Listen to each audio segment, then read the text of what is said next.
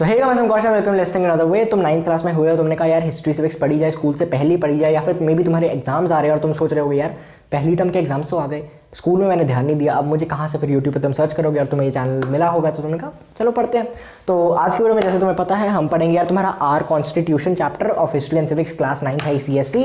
And for reference, just for reference I am using this book total history and civics. बाकी जो constitution पे संविधान में जो चीज़ें लिखी हैं वो चाहे इस बुक से पढ़ लो, चाहे इस बुक से पढ़ लो, चाहे गूगल से पढ़ लो, वो वही रहेंगी। ठीक है, मेजर थ्री मतलब छोटे मोटे लैंग्वेज में डिफरेंसेस आ जाएंगे, वो बात अलग है, बट बात वही रहेगी। तो इस वीडियो को देखो, समझ जाओगे। एंड मैं तुम्हें ये दावा कर सकता हूँ कि बस तुम ये वीडियो देख लोगे, तुम्हें समझ आ जाएगी और तुम अपनी तरफ से क्वेश्चन आंसर्स बना पाओगे। क्योंकि मैं पर्सनली 9th-10th में कभी क्वेश्चन आंसर्स बनाता ही नहीं था। ठीक है, मतलब किसी भी सब्जेक्ट के नहीं बनाता था, पर हिस्ट्री सिविक्स के तो कतई नहीं बनाता था। तो उसके लिए तुम्हें एक एज मिल जाएगा, ये वीडियो देखोगे, मस्ती मस्ती में समझ जाओगे और फिर बिना पढ़े इंग्लिश तुम्हें थोड़ी अगर तुम्हारी वीक है तो तुम्हें पढ़ना पड़ेगा, नहीं तो अगर खुद दिमाग में बना सकते हो आंसर फिर चल जाएगा तुम्हारा। ठीक है, तो शुरू करें। Okay, line by line explanation, मज़ा आएगा। चैप्टर है तुम्हारा आर कॉन्स्टिट्यूशन। ठीक है, ज़्यादा लंबी वीडियो नहीं है तो पूरी ज़रूर देखना। तो बेसिक्स से शुरू करते हैं। The constitution of India came into effect on 26 January 1950 when India became a sovereign democratic Republic. अब तुम पहले ही ये चैप्टर खोलते हो और तुम ये लाइन पढ़ते हो, तुम्हारा दिमाग घूम जाता है कि भाई क्या मतलब है इसका। तो देखो, पहले तो सिंपल इंग्लिश है। The constitution of India came into effect on this 26 January 1950। Date याद थी तुम्हें पहले भी पता, अब भी बता दी, कोई नई बात नहीं है। नई बात है सॉवरेन डेमोक्रेटिक रिपब्लिक। अब ये क्या होता है? देखो, सॉवरेन डेमोक्रेटिक रिपब्लिक तीन अलग अलग शब्द हैं, इनको कंफ्यूज मत होना, सिंपल तुम्हें बताता हूँ। सॉवरेन का मतलब होता है कि बिल्कुल इंडिपेंडेंट। ठीक है, कोई कंट्रोल नहीं कर रहा, जैसे पहले ब्रिटिशर्स कंट्रोल कर रहे थे, ठीक है, वगैरह सब हो रहा था, तो अब वो कुछ नहीं है। ठीक है, तो दैट सॉवरेन इज कि हम पूरे फ्री हैं, वेरी इंडिपेंडेंट, कंप्लीटली इंडिपेंडेंट, कोई हमें गवर्न नहीं कर रहा, कोई राजा नहीं है हमारा। डेमोक्रेटिक, डेमोक्रेटिक मतलब कि लोग जो सरकार चुनेंगे, जैसे मैं बताया डेमोक्रेसी जो होती है कि जो लोग सरकार चुनेंगे वही सरकार बनेगी, वही लोग इनको गवर्न करेंगे, वो सब चीज़ें होंगी। रिपब्लिक के कोई भी क्या बोलते हैं उसे, हेरिडिटी नहीं होगा कि जैसे मैं, ठीक है, अगर पीएम बनता हूँ तो मेरा बेटा या बेटी पीएम नहीं बनेगी, ये चीज़ नहीं है। ठीक है, मेरा बेटा और बेटी पीएम नहीं बनेगी। ठीक है, अगर ये रिपब्लिक नहीं होती तो फिर मे बी। ठीक है, बाकी तुम देशों के एग्जाम्पल्स अगर मैं दूँ तो तुम्हें पता ही है। ठीक है, बाकी पता ही आसपास वाले देश, इधर वाला थोड़ा, अब मैप में तुम किस हिसाब से देखते हो उस हिसाब से, बट समझ रहे हो ना। तो अभी हम पढ़ते हैं, बहुत ईजी चैप्टर है, मजा आएगा। Constitution is the comprehensive document containing the set of rules that describe the rights and duties of the citizen and the manner according to which the governance of the country is to be carried out. Ma'am ने हमें बोला था ना कि जब मैं पढ़ता था 9th में, मैं भी हाँ ICSE में ही पढ़ चुका हूँ 9th-10th तक, तो ये जो हमें मैम ने कहा था इसको रट्टा लगा लो। ठीक है, और ये क्वेश्चन आंसर्स में भी है आई थिंक, पर मैंने जैसे तुम्हें कहा क्वेश्चन आंसर कभी किया नहीं, मैं याद करके तो गया नहीं था। इसका सिंपल सा मतलब ये है कि देखो, कॉन्स्टिट्यूशन जो है वो एक डॉक्यूमेंट है, कॉम्प्रिहेंसिव मतलब बहुत डिटेल्ड, कॉम्प्रिहेंसिव मतलब ये मतलब डिटेल्ड डॉक्यूमेंट है containing the set of rules जो डिस्क्राइब करते हैं कि राइट्स एंड ड्यूटीज़ क्या है सिटीजन्स की, गवर्नमेंट को कैसे रूल्स बनाना चाहिए, वगैरह सब चीज़ें डिटेल में आगे पढ़ेंगे। बस बेसिक सा यही है कि कैसे गवर्नेंस कैरी आउट करनी, कैसे गवर्नेंस करनी है वो सिखाते हैं। ठीक है, कॉन्स्टिट्यूशन बताती है, अपनी बिल्कुल मनमर्जी नहीं कर सकते, हाँ अपने रूल्स बना सकते, कभी इमरजेंसी लगा सकते, ETC पर फिर भी लिमिटेशंस हैं। ठीक है, नागरिकों को भी और सरकार पे भी, दोनों पे लिमिटेशंस लेके आती है कॉन्स्टिट्यूशन। अगर नहीं होती तो अभी हमारा देश नॉर्थ कोरिया या चाइना जैसा बन सकता था। नहीं है, क्यों नहीं है? Because of this constitution. अब ऐसा नहीं मैं कह रहा वहाँ पे कॉन्स्टिट्यूशन नहीं है, पर वो हो उनके हिसाब से ही कॉन्स्टिट्यूशन है, वो बदल सकते हैं। ठीक है, तो डिक्टेटरशिप तो नहीं है ना यहाँ पे, अभी आगे आएगा, मैं तुम्हें समझाऊंगा, टेंशन मत लो। It regulates the position and powers of the 3 organs of the government, the legislature, the executive and the judiciary. Legislature, मैं तुम्हें यहाँ पे थोड़ा आसान भाषा में इसको समझा देता हूँ। ओए होए भाई साहब, ये रेड मार्कर यार टिकता नहीं है, तो मैं तुम्हें बताता हूँ क्या था। लेजिस्लेचर और क्या क्या है, 3 शब्द, हाँ एग्जीक्यूटिव, मैं खुद ही भूल जाता हूँ। देखो, अगर तुम्हें लग रहा है कि ये टीचर क्यों भूल रहा है, वैसे मैं टीचर नहीं हूँ, मैं तुम भैया बुला सकते हो मुझे, मैं ठीक हूँ। क्लास तो मैं एक्जैक्टली अभी नहीं बताऊँगा, वो मैंने सोचा कि 10K पे बताऊँगा तुम्हें। मैं जस्ट एक बच्चा हूँ, ठीक है, जो तुम्हें अपने छोटे छोटे भाइयों और बहनों और दोस्तों को पढ़ा रहा हूँ। जुडिशियली, देखो स्पेलिंग भी नहीं पता काय का टीचर बनूंगा यार मैं, जस्ट जोकिंग, हाँ इतना भी बुरा नहीं हो। तो लेजिस्लेचर, एग्जीक्यूटिव, जुडिशियली। अब मैं सिंपल समझाता हूँ।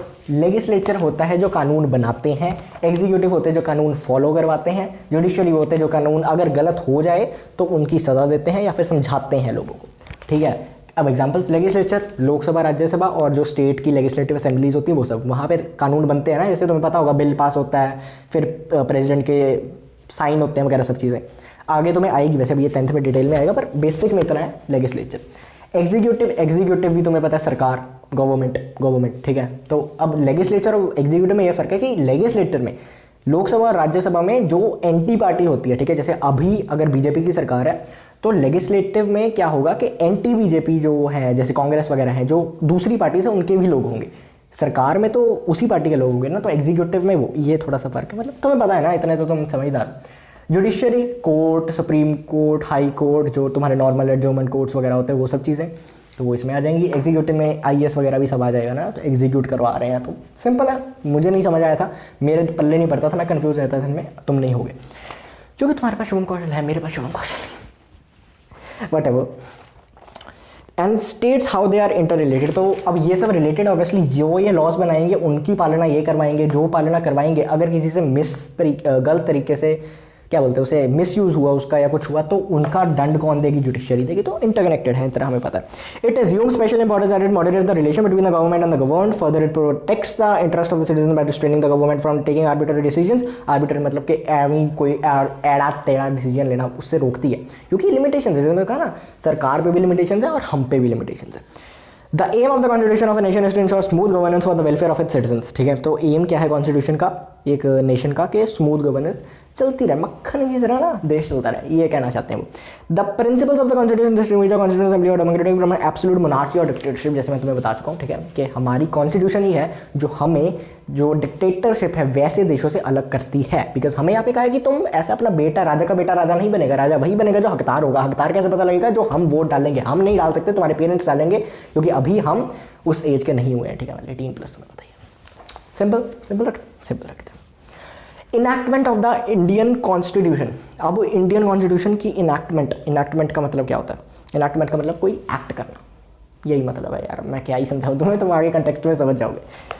We have studied in the freedom movement of India. Freedom movement of India तुम कहोगे हमने तो पढ़ा नहीं बेटा, भाई तुमने अभी पढ़ा होगा, पढ़ना है मतलब ये हिस्ट्री में आएगा तुम्हें। एंड मैं तुम्हें एक चीज़ बता दूं, मेरे सारे चैप्टर के हिस्ट्री और सिविक्स क्लास 9th के वीडियोस में ऑलरेडी डाल चुका हूँ यूट्यूब पे। इस चैप्टर की डाली थी पर उसमें म्यूजिक लगा दिया था तो बच्चों को पसंद नहीं आया था, तो फिर से डाल रहा हूँ। तो तुम सब्सक्राइब कर लो अगर तुम्हें पूरी मतलब लाइफ लॉन्ग मेरे 9th में चाहिए बाकी सारे चैप्टर्स। बिकॉज ऐसा तो है नहीं कि तुम एक ही रात में सारे चैप्टर्स पढ़ जाओगे, धीरे धीरे करके पढ़ोगे ना, या फिर मेरी तरह हो जो एग्जाम से एक दिन पहले सारे चैप्टर चाट जाता है। चाट भी नहीं जाता, मैं बस रीड कर लेता हूँ, वीडियोस देख लेता हूँ, मेरी तरह ही हूँ। फिर भी सब्सक्राइब कर लो, 9th-10th में आगे भी जाके काम आऊँगा कभी ना कभी, कर लो यार। और मैं साथ में ना कई बार स्ट्रैटेजी वगैरह भी डाल देता हूँ। Strategy not in the sense कि इस दिन ये करो इस दिन ये करो, बट कैसे पढ़ सकते हैं। जैसे मैंने तुम्हें कहा कि बिना क्वेश्चन आंसर्स याद किए वहाँ पे क्वेश्चन आंसर्स कैसे लिख के आए, ऐसी काइंड ऑफ वीडियोस भी मिलती है तुम्हें, तो मर्जी है तुम्हारी सब्सक्राइब करना, कर लो, नहीं तो ना सी मुझे है वैसे सब्सक्राइबर्स।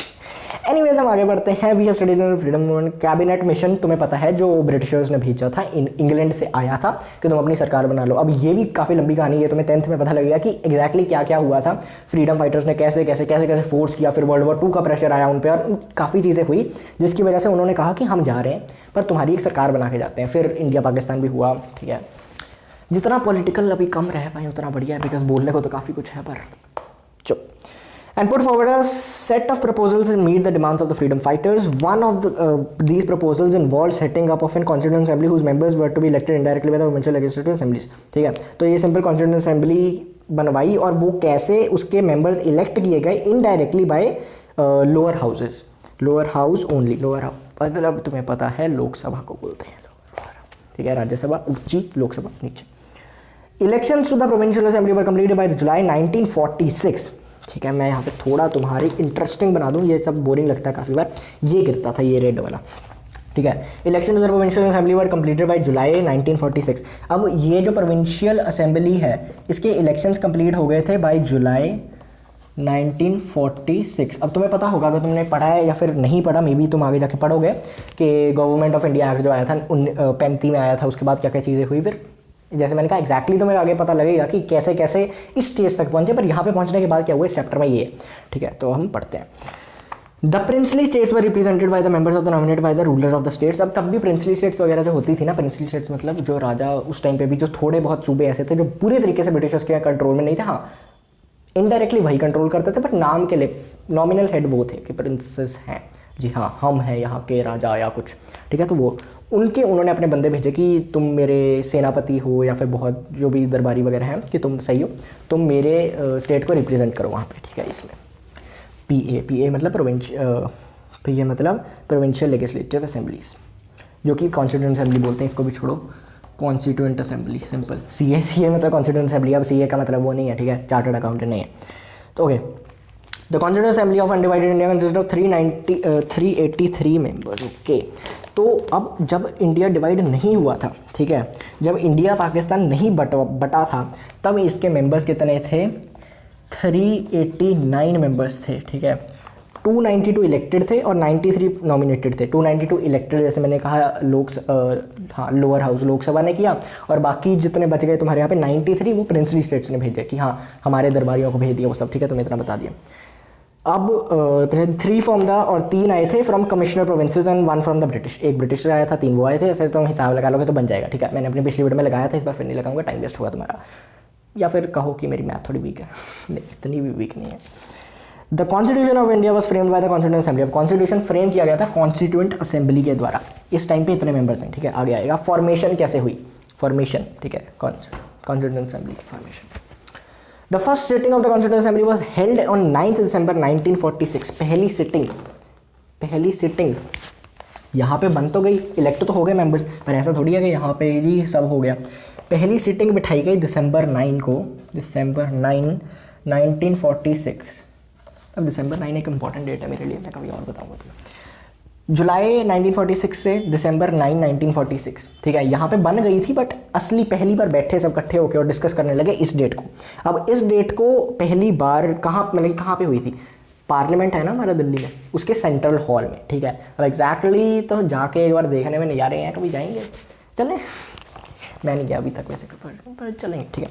तो 9 दिसंबर 1946 में पहली बार इनकी मीटिंग हुई, पहली बार ये बैठे इकट्ठे और पार्लियामेंट में हुआ। And it was presided over, मतलब कि जैसे सब लोग बात कर रहे हैं, सेंटर में ये बंदा है, ये संभाल रहा है सबको। माइक लगा भी है ना मेरा, और तुम्हें ऑडियो खराब है, देखो मेरी जिम्मेदारी नहीं है, माइक लगा के आया। ओके, डॉक्टर सचिनानंदा सिन्हा सबसे मतलब ओल्डेस्ट मेंबर थे उस टाइम के इन 389 मेंबर्स में से, तो उनको प्रिसाइड ओवर की ऐसे आउट ऑफ रिस्पेक्ट कहा कि पहली मीटिंग में आप प्रिसाइड कर लो। उसके बाद क्या हुआ था? 11 दिसंबर 1946 यहाँ पे क्या हुआ? डॉक्टर राजेंद्र प्रसाद को प्रेसिडेंट डिक्लेयर कर दिया गया। पहले तो वो प्रिसाइड कर दिया उन्होंने पहली मीटिंग पे, पर प्रेसिडेंट डिक्लेयर किया डॉक्टर राजेंद्र प्रसाद को 2 दिन बाद, मतलब 9 को हुआ, फिर 11 को उन्होंने कर दिया। अब the Muslim League boycotted the constituent Assembly to demand the creation of a separate state. पहले ये 389 में सब साथ में थे, मुस्लिम, हिंदू, जो भी अलग अलग रिलीजन्स है, पारसी वगैरह, मतलब आगे पढ़ाता हूँ मैं तुम्हें, वो सब थे। लेकिन अब क्या हुआ? मुस्लिम लीग ने कहा हम बॉयकॉट करते हैं, हम इससे बाहर जा रहे हैं, हमें नहीं पता, हमें अलग देश चाहिए अपना। बिकॉज ये ऐसा नहीं कि एकदम से उठी उनकी इच्छा, काफ़ी देर से चल रही थी। अब वो उन्होंने जो डिवाइड एंड रूल खेला था वो कितना सक्सेसफुल हुआ, ये तुम जान सकते हो कि इंडिया पाकिस्तान में इतनी ड्रिफ्ट है। वो एक्जैक्टली हम 10th में बात करेंगे डिवाइड एंड रूल की, या फिर अगली वीडियो में भी अगर तुम्हें इंटरेस्ट हुआ तो मैं ऐसे ही बना दूंगा सिर्फ 9th वालों के लिए, स्पेशली तुम्हारे लिए। तो बता देना कमेंट, तुम्हारे लिए। Consequently, the members representing the territories went to Pakistan withdrew from the Constituent Assembly of India. As a result, the membership of the Constituent Assembly of India stood at 299 against the original number of 389 members. तो जब उन्होंने वापस कह दिया कि हम नहीं आ रहे, तो तब कितने मेंबर्स रह गए? जब उन्होंने बॉयकॉट कर दिया तब रह गए 299 आई थिंक, हाँ 290 थे। तो मतलब 90 मेंबर्स निकल गए। 90 मेंबर्स कहते हैं हमें तो अलग चाहिए, 90 मेंबर्स निकल गए, ठीक है। अब इन 299 में से मैं थोड़ा और तुम्हें बताता हूँ कि एग्जैक्टली क्या, इसको भी थोड़ा आगे ले चलो। आई होप तुम्हें यहाँ तक दिख रहा हो, नहीं तो मैं चलो इधर बना देता हूँ। इसको पूरा हम नीचे नीचे घुमा के अगर लेके जाएँ तो फाइनली अगर हम बात करें 26 नवंबर की कर लेते हैं, चलो सीधा नवंबर 26 1949 है, ये याद रखना। हाँ, तो इस डेट तक कितने लोग रह गए थे? इनमें से इस डेट तक इन 299 में से सिर्फ 284, आई एम नॉट रॉन्ग, कहाँ गया? 284, आई एम राइट, 284 मेंबर्स रह गए थे। अब तुम कहोगे क्यों? उन्होंने भी बॉयकॉट कर दिया, क्या मुझे नहीं पता, मे बी उन्होंने बॉयकॉट कर दिया, मे बी उनकी डेथ हो गई हो, आई डोंट नो। मतलब मैं इतनी भी तकड़ी हिस्ट्री नहीं है मेरी, मैं तुम्हें एक एक बंदे का डिटेल बता पाऊँ, बट इतने रह गए, ठीक है। मे बी डेथ हुई हो, मे बी उन्होंने बॉयकॉट कर दिया, may be. And appended the signature of the constitution. तो इतने लोगों के दस्तखत हुए थे, ठीक है, कॉन्स्टिट्यूशन पे। Doctor Rajendra Prasad continue to be the president of India. तो यहाँ पे वो प्रेसिडेंट डिक्लेयर हुए, इतने लोगों ने बॉयकॉट कर दिया, उसके बाद भी डॉक्टर राजेंद्र प्रसाद ही यहाँ तक प्रेसिडेंट रहे, ठीक है, ऑफ द कॉन्स्टिट्यूएंट असेंबली। अब हम पढ़ते हैं कॉम्पोजिशन बिटवीन, नहीं एक और लाइन है, बिटवीन डिसम्बर 9 1946 टू अगस्त 14 1947, अगस्त 14 1947 तक 5 सेशंस हुए। मतलब इस डेट से लेके हमारी आज़ादी की डेट तक 5 सेशंस हुए, ठीक है। तो बेसिक आज़ादी मिल गई, उसके बाद रूल्स 50 में आए, ठीक है, रूल्स 1950 में आए थे, इसके बाद भी आए, वो आगे पता लगेगा। कॉम्पोजिशन पढ़ते हैं, ठीक है, बहुत ईजी है चैप्टर, कुछ हुआ ही है, ठीक है। पहला चैप्टर पढ़ने में थोड़ा ऐसा होता है कि यार 9th में आ गए, प्रेशर। मैंने पास करी है और मैं तुम्हें अपनी कहानी कभी और बताऊंगा, जैसे मैंने कहा ना 10K पे अच्छे से Q&A पे मैं शेयर करूंगा।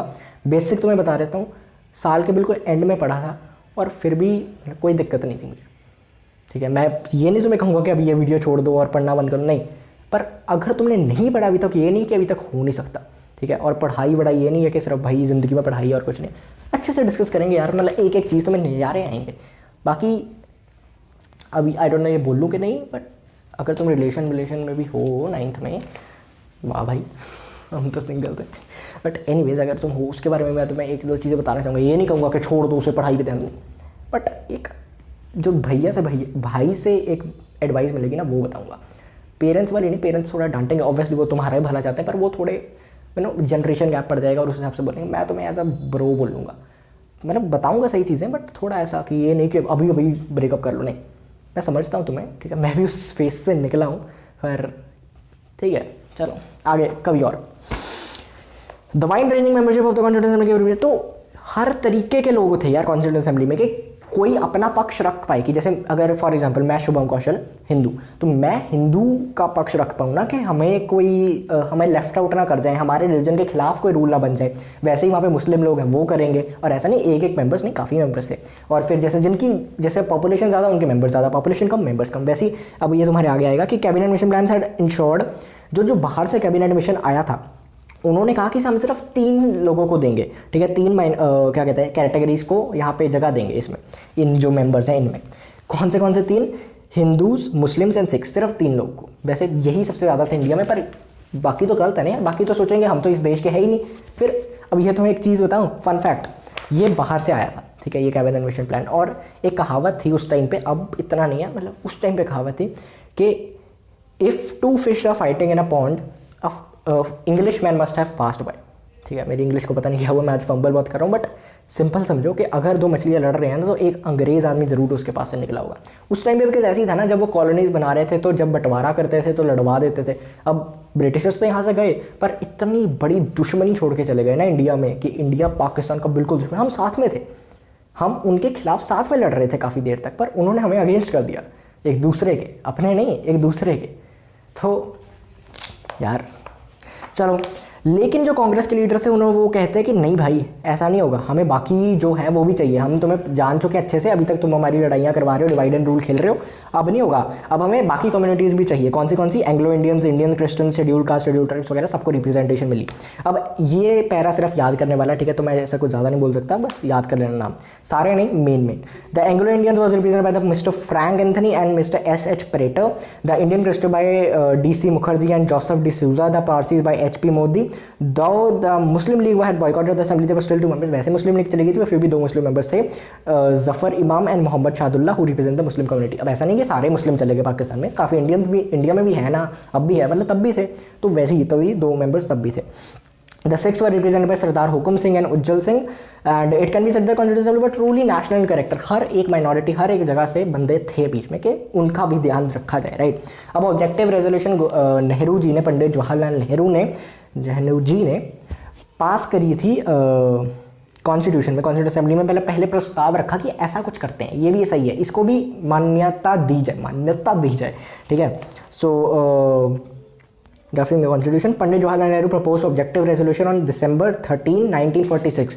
दिसंबर, इसके भी 2 दिन बाद, December 13, 1946 को उन्होंने 4 ऑब्जेक्टिव्स रखे, क्या क्या थे? सिंपल था, देखो पहला था कि इंडिया, इसको याद करना मुश्किल नहीं है, तुम्हें लगेगा बट सिंपल समझ जाओ। जो पहला था वो है free India will be nothing but A Republic, English में है बट हिंदी में है कि इंडिया जो है वो आज़ादी के बाद उसे रिपब्लिक बनाना और कुछ नहीं बनाना, रिपब्लिक बनाना। रिपब्लिक मैंने तुम्हें बता दिया कि अब राजा का बेटा राजा नहीं बनेगा, राजा वही बनेगा जो हकदार होगा। सिंपल, ठीक है, समझ गए कॉन्सेप्ट, समझ गए कॉन्सेप्ट। हिस्ट्री में भी कॉन्सेप्ट ले आया मैं, वाह, ठीक है, मतलब बेसिक समझ गया तो आ ही जाएगा। दूसरा, the ideals of the social political and economic democracy would be guaranteed to all people.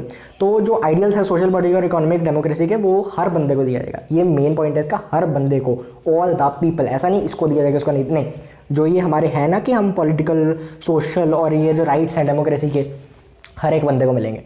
तीसरा, the republic would grant fundamental rights to citizen. तो जो रिपब्लिक है वो फंडामेंटल राइट्स देगी अपने सिटीजन्स को, ठीक है, जो फंडामेंटल राइट्स तुम अगले चैप्टर में पढ़ोगे अच्छे से, वो भी है।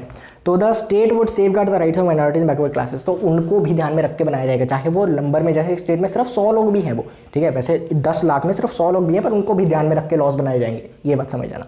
तो ये 4 चीज़ें इंग्लिश में मतलब याद कर भी लोगे तो भी नुकसान नहीं है, नहीं भी करोगे तो वहाँ पर लिखा तो आइए होगे, कुछ कोई दिक्कत नहीं। The objective resolution was by the Constitutional Assembly on January 22, 1947। तो ये उन्होंने प्रपोज किया था दिसंबर 13 को 1946 को, और उसके कुछ 35-40 दिन बाद, मैंने हिसाब नहीं लगाया बट अप्रॉक्स यही है ना, 35-40 दिन बाद उन्होंने मान लिया कि हाँ भाई ठीक है, ये हम ज़रूर लेंगे अपनी कॉन्स्टिट्यूशन में। ड्राफ्टिंग कमेटी बनाई गई। अब द इंडियन इंडिपेंडेंस एक्ट 1947, जब इंडिया इंडिपेंडेंट हुआ था, वो एक एक्ट जो आया था इंडियन इंडिपेंडेंस एक्ट 1947, जिसमें इंडिया अलग पाकिस्तान अलग हुआ, तब उनको लगा कि जो कॉन्स्टिट्यूशनल असेंबली है वो इंडिया में तो रहेगी, and the legal sensation enable the constitutional assembly to function after Indian independence. तो जो लीगली उनको फिर मान्यता दी गई कि आप कंटिन्यू रखो अपना काम जब तक आपकी ये पूरा अच्छे से नहीं बनता, कोई दबाव नहीं डाला, आप कंटिन्यू रखो, लीगली कंटिन्यू रखो, इंडिया का बनाओ, समझा। The assembly became a sovereign body to carry on its work, sovereign पता ना तुम्हें, बिना कोई मतलब ऊपर से प्रेशर में, to carry on its work it appointed 8 communities. The drafting committee, अब 8 कमेटी थी, उनमें से एक कमेटी थी ड्राफ्टिंग कमेटी। ड्राफ्टिंग कमेटी सबसे important by because it was under the chairmanship of B R Ambedkar, और इन्होंने काफ़ी अच्छे लॉज बनाए, हम आगे पढ़ते हैं बी आर अम्बेडकर जी के बारे में। सेटअप अगस्त 29, 1947 को ये बनी ड्राफ्टिंग कमेटी, एंड नहीं सॉरी ड्राफ्टिंग कमेटी के चेयरमैन अगस्त 1947 को बने B R Ambedkar ji, and was interested with the task of drafting the committee. तो कॉन्स्टिट्यूशन को कैसे लिखना है, अब देखो बेसिक पॉइंट्स जैसे ऑब्जेक्टिव रेजोल्यूशन वगैरह काफ़ी देर से चल रहा था। अब तुम कहोगे ड्राफ्टिंग में क्या मतलब है, सिंपल कॉन्स्टिट्यूशन में और ड्राफ्टिंग देखो, जब तुम कॉन्स्टिट्यूशन बनाते हो ना तो उसमें एक एक शब्द ध्यान से लिखना पड़ता है। इंडिया की सबसे लंबी कॉन्स्टिट्यूशन क्यों है, क्योंकि उसमें एक एक शब्द का ध्यान दिया भाई, कि बाद में जाके कॉन्फ्लिक्ट ना हो। ऐसा नहीं मैं कह रहा कि इंडिया में कभी कॉन्फ्लिक्ट ही नहीं होएगा या अभी तक हुआ नहीं, बट कम हो, राइट। और इंडिया इतना कॉम्प्लेक्स है, तुम कहोगे बिल्कुल, अगर तुम नॉर्थ में चले जाओ कोई और ही कहानी चल रही है, कोई और ही कल्चर, सब कुछ अलग, बिल्कुल साउथ में चले जाओ अलग है, वेस्ट में अलग है, ईस्ट बिल्कुल मतलब पंगे अलग ही हैं, राइट। तो उस हिसाब से वो उन्होंने एक एक शब्द ध्यान से लिखा, और ये बहुत इंपॉर्टेंट, मतलब तुम खुद सोच के देखो, तुम्हें एक जगह मिल जाए, ठीक है, कि तुम्हें इसके लॉज बनाने हैं एक देश के, क्या करोगे। अभी तो हमें एग्जांपल्स हैं, उस टाइम पे इतनी एग्जांपल्स नहीं थी, उन्होंने काफ़ी मतलब और देखे कि इस देश का उस देश का, ऐसे सबके मिल बांट के अच्छी अच्छी चीज़ें लेके अपने में कर दी।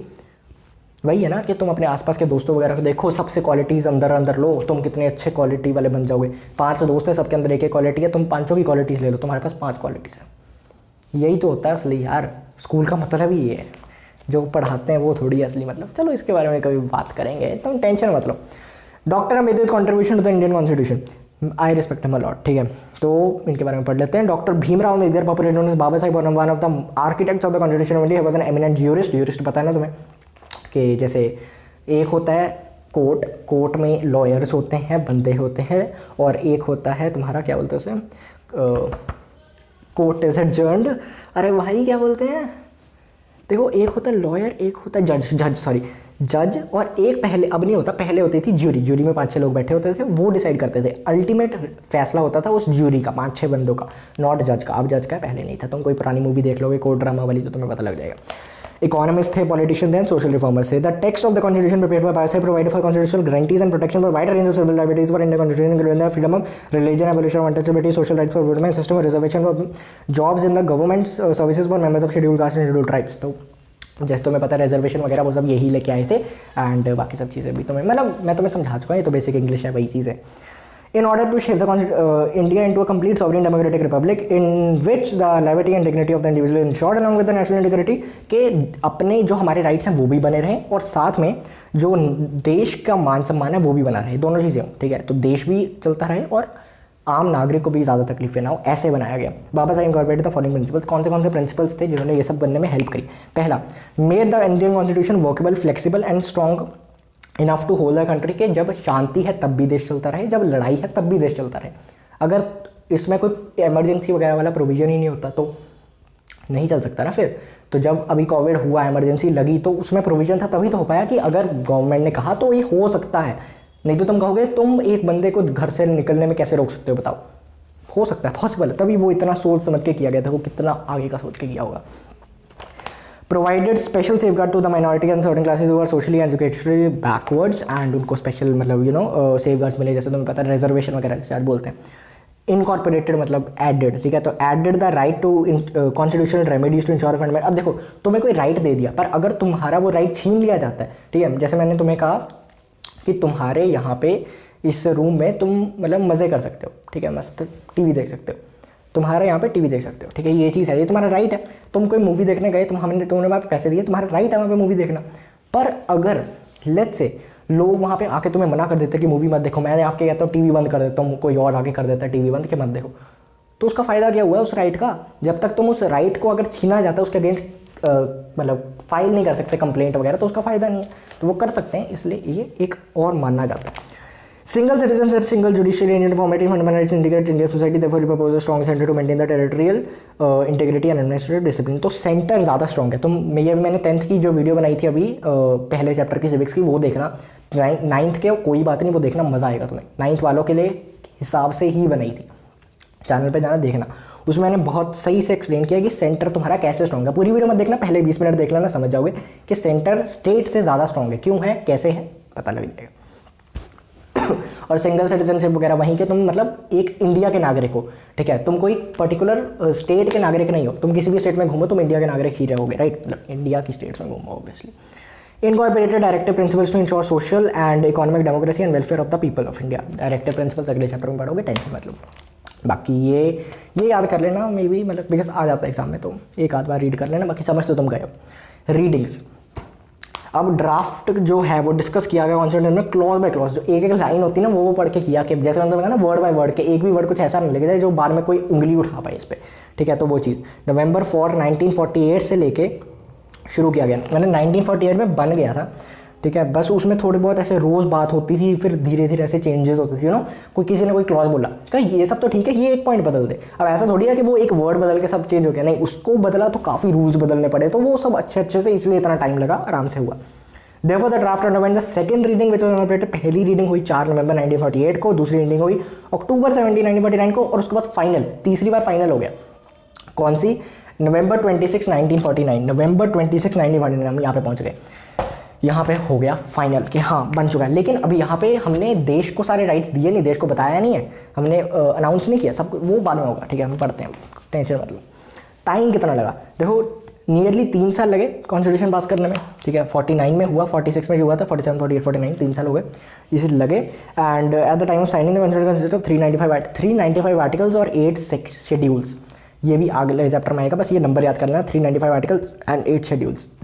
Implementation of the constitution। अब after signing the constitution only the clause related to citizenship and some other came into force effectively. अब जब साइन वगैरह हो गया ना, तो इस डेट को कुछ रूल्स आ गए थे, ऐसा नहीं कि सारे रूल्स अगले मंथ 26 जनवरी को आए, सॉरी मतलब 2 महीने बाद 26 जनवरी को आए, नहीं ऐसा नहीं हुआ। इट वॉज लाइक कि कुछ रूल्स अभी भी इंप्लीमेंट हो गए, बट जैसे तुम कह सकते हो 80% रूल बाद में हुए, 20% अभी हो गए। क्यों? क्योंकि वो सिटीजनशिप वगैरह वाले थे ना, कि सिंगल सिटीजनशिप लोग को बताना था कि भाई तुम इस देश के सिटीजन हो, कोई स्टेट के नहीं हो, ठीक है, तो उसके अलग आधार कार्ड अभी आया, बट तब ये सब की नॉलेज नहीं चाहिए तुम्हें, राइट। तो बेसिक सा कुछ रूल्स तभी इंप्लीमेंट कर दिए, बाकी बाद में किए। This was to enable the personal displaced as a regional participant to represent, मतलब वही है ना कि क्योंकि तब हल्ला मचा हुआ था कि तुम इस देश के हो, तुम उस देश को कैसे हो, तुम पार्टीशन वगैरह, तो वो सब क्लियर करने के लिए उन्होंने तभी इंप्लीमेंट कर दिए वो सब चीज़ें। The constitution was adopted and passed by the constituent assembly on November 26 1949। The constitution as a whole came into effect from January 26 26/1950 इस डेट को कॉन्स्टिट्यूशन आया, संविधान हमारा निकल गया। ठीक है, अब 47 में क्या हुआ था, 15 अगस्त को क्या हुआ था, हम आज़ाद हुए थे, ब्रिटिशर्स टाटा बाय बाय हमने कर दी थी उनको। इस डेट को क्या हुआ था, सिंपल समझो क्या हुआ था, बताओ, बताइए तुम्हें क्या हुआ था। कॉन्स्टिट्यूशन आ गया। With the coming into force of the constitution C Raja Gopalachari became the governor general. पहले गवर्नर जनरल कौन थे, C Raja Gopalachari was India's first governor general. And उसके बाद उन्होंने लॉर्ड माउंटबेटन को रिप्लेस किया था। तुम्हें पता है ना, माउंटबेटन प्लान ही था ये सब। ठीक है, उन्होंने हेल्प करी थी थोड़ा बहुत, ऐसे मतलब कैबिनेट मिशन उनकी तरफ से आया था। ठीक है, तो वो चीज़। The constitution assembly became the provisional parliament until the new general elections were held in 1951-52। अब जो ये कॉन्स्टिट्यूशन असेंबली थी ना, जिसने ये सब किया, यही मतलब रूल्स वगैरह कर रही थी और यही जैसे गवर्नमेंट की तरह एक्ट कर रही थी अंटिल जब 1951 में इलेक्शंस हुए, 1951-1952। Doctor Rajendra Prasad who was the president of the constitution assembly took over the president of Indian. तो जो कॉन्स्टिट्यूशन असेंबली के प्रेसिडेंट थे, कौन थे, राजेंद्र प्रसाद, डॉक्टर राजेंद्र प्रसाद जी, उनको इंडिया का प्रेसिडेंट बना दिया गया। And Jawaharlal Nehru, as you know, he was the prime minister, first prime minister of India. Significance क्या थी 26 January of 1950? The date January 26, 1950 for commencement of the constitution was specially selected because of its historical importance. अब तुम कहोगे ये 2 महीने रुके क्यों? वो इसलिए रुके कि वो कहते थे कि हम ना एक डेट को याद करना चाहते हैं। जैसे फॉर एग्जाम्पल, मैं तो चलो पहले पढ़ लेते हैं, फिर एग्जाम्पल बाद में देंगे। At the Lahore session of the Congress held in दिसंबर 1929 में जो लाहौर का सेशन किया था, ठीक है, वो हुआ था 26 जनवरी 1930 को। ठीक है, resolution pass with declared the Purna Swaraj और complete independence of the objective of Congress January fixed as independence day which was celebrated every year. तो तब उन्होंने ना, तब से हर साल 1947 तक 26 जनवरी को इंडिपेंडेंस डे मनाना शुरू कर दिया था। ऐसा मान के चले, जब तुम सेलिब्रेट करोगे, ऐसे सोचोगे सबकॉन्शियस माइंड में कि हम आज़ाद हैं, हम आज़ाद हैं, तो तुम आज़ाद होने की कोशिश भी करोगे, राइट। तो वो सब चीज़ें उन्होंने तब से शुरू कर दी थी। 1930 से 26 जनवरी को मनाया जाता था। अब इंडिपेंडेंस डे तो हमें पहले मिल गई 15 अगस्त को, तो वो कहते हैं इस डेट को याद करने के लिए हम इसमें अपना कॉन्स्टिट्यूएंट मतलब रिपब्लिक डे मनाया जाएंगे। On achieving independence 15 August 1947 independence day. तो ये तुम्हें समझ आ गया। बाकी ये क्या है, amendment the addition alteration to the constitution, तो वही चीज़ है सिंपल सी। ठीक है, मतलब कुछ खास नहीं है। ये चैप्टर तुम्हारा हो गया। बाकी चैप्टर मैं अपलोड कर चुका हूँ। अगर किसी में कोई दिक्कत आए, कोई पैरा, कोई चीज़ ना समझ आए, तो मुझे कमेंट कर सकते हो, कोई दिक्कत वाली बात नहीं है। एंड मैं तुम्हें एग्जांपल क्या कह रहा था कि देखो, होता है ना कई बार, जैसे अब तुमने कोई अपना गोल अचीव कर दिया तो तुम उस दिन को सोचते हो, यार मैंने जिस दिन सोचा था ये चीज़ पहली बार करने को, राइट। कि मतलब अभी तो तुम बच्चे देखो, मैं ये नहीं कह रहा कि तुम कुछ कर नहीं सकते, मैं भी खुद बच्चा हूँ, मैं बहुत ज़्यादा बड़ा नहीं हूँ, ठीक है। बस फ़र्क ये है कि हम कर सकते हैं, डेफिनेटली कुछ कर सकते हैं, बट हम अपने गोल्स में लिमिट कर देते हैं। हमें लिमिट नहीं करना। मैं तुम्हें एक चीज़ बता रहा हूँ, जिस स्पेक्ट्रम में सोच सकते हो सोचो। ये एज है, अगर तुम सोचने लग जाओ तो कहाँ कहाँ तक पहुँच सकते हो। चलो यार, इस पे कभी और बात करेंगे। वीडियो ज़्यादा लंबी ना हो, तुम्हें मज़ा आया हो, आई होप सो। बाकी आज की वीडियो में इतना ही। सब्सक्राइब, जैसे मैंने कहा, अगर और कंटेंट चाहिए, और चैनल पे घूमना, तुम्हें काफ़ी चैप्टर्स मिल जाएंगे। काफ़ी से मतलब है काफ़ी, और काफ़ी सब्जेक्ट्स भी मिल जाएंगे, इंग्लिश वगैरह वगैरह वगैरह। तो यार okay, myself Kaushik, signing off, bye.